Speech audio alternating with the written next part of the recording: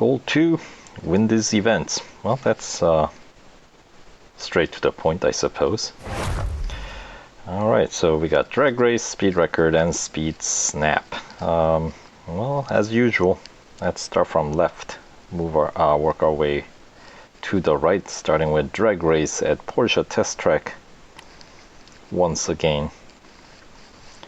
And of course, the drag race timing is actually fairly consistent unless you continuously run drag races. Then it kind of begins to randomize when the light turns green. I'm sure people that have been playing Real Racing 3 for a while know this one already, but for those who are not aware, the first one comes as expected right then there, so that's easy to keep track of. But from the second car on, the green light is delayed, right? So you have to know exactly when that green light turns on. And at least when you run first set of these drag races, they are rather periodical. It's like adding one more, I guess, red light that isn't there. So timing wise, so it's like 1, 2, 3, 4, then go. See what I mean?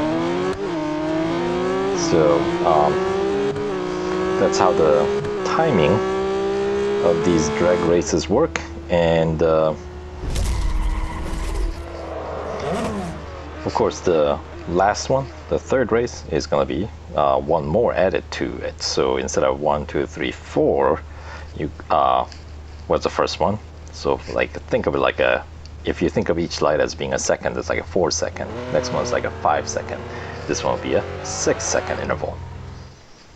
And if you miss one, I think it goes up to the 7th. Then after that, it gets kind of messy. So if that happens, then I say just restart, quit. So 4, 5, and go. There you go.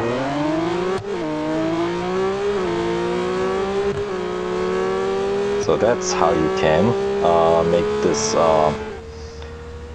drag race a little bit more easier, I suppose.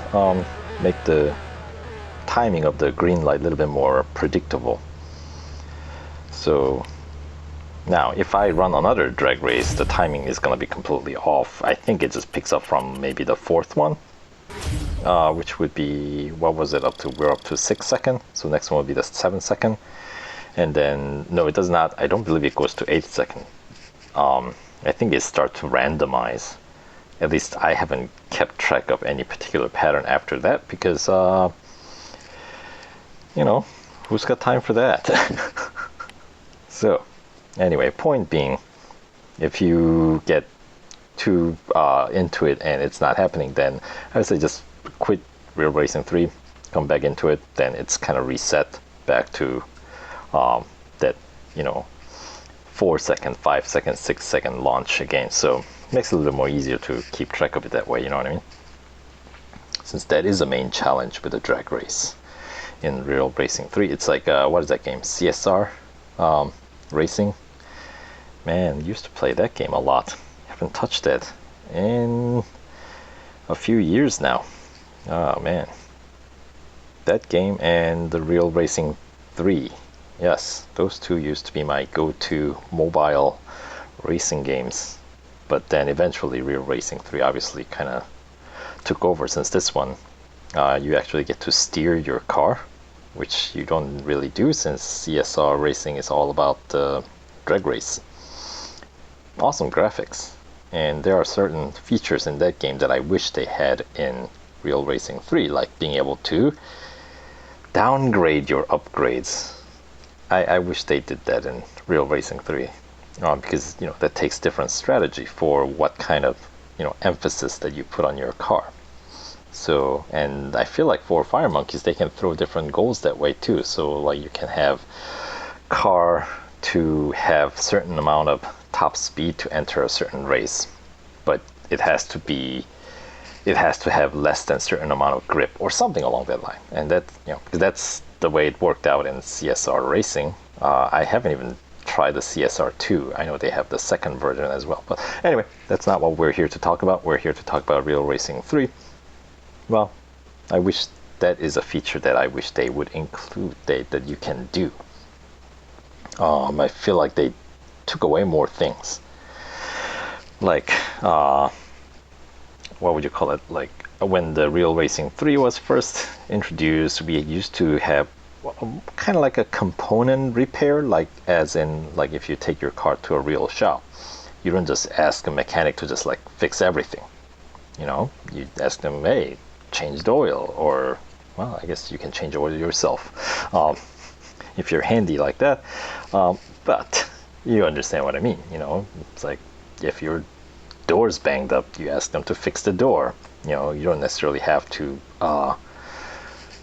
change tires if they're not worn out. So they used to have it like that. But anyway, let's jump in with the speed record at Monza Junior course. So it's a relatively short one. Should be pretty easy. 250, 249.8 is the target. Man, I'm talking way too much in this one.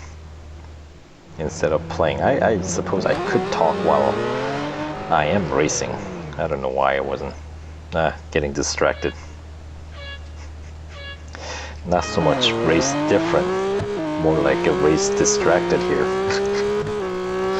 Anyway, let's see. Junior course.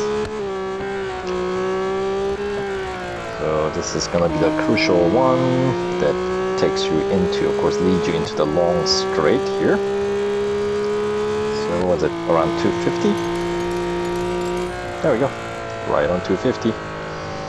And then entering Parabolica.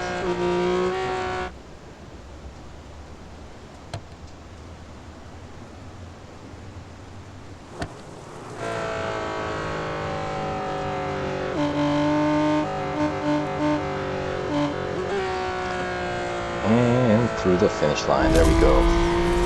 That was weird, the volume dropped.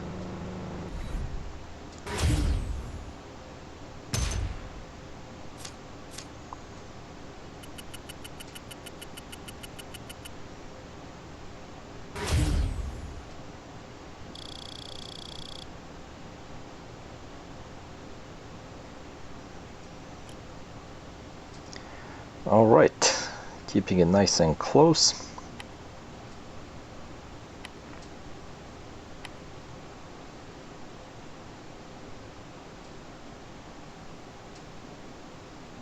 Two down and one more to go. Speed snap at Le Mans. So of course this is all about the Tête Rouge heading into the first Mulsanne straight. Let's figure out what kind of speed that I need to beat here. 244.9, so 245.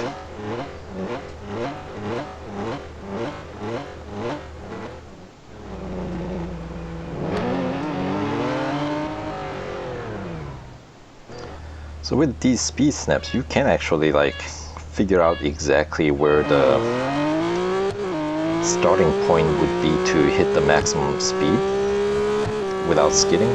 So whoa, without going off track like that. But of course, with my car currently upgraded as far as it is, should be pretty easy to beat. And it was, even with some mistakes. Anyway, it's good enough for goal 2 completion.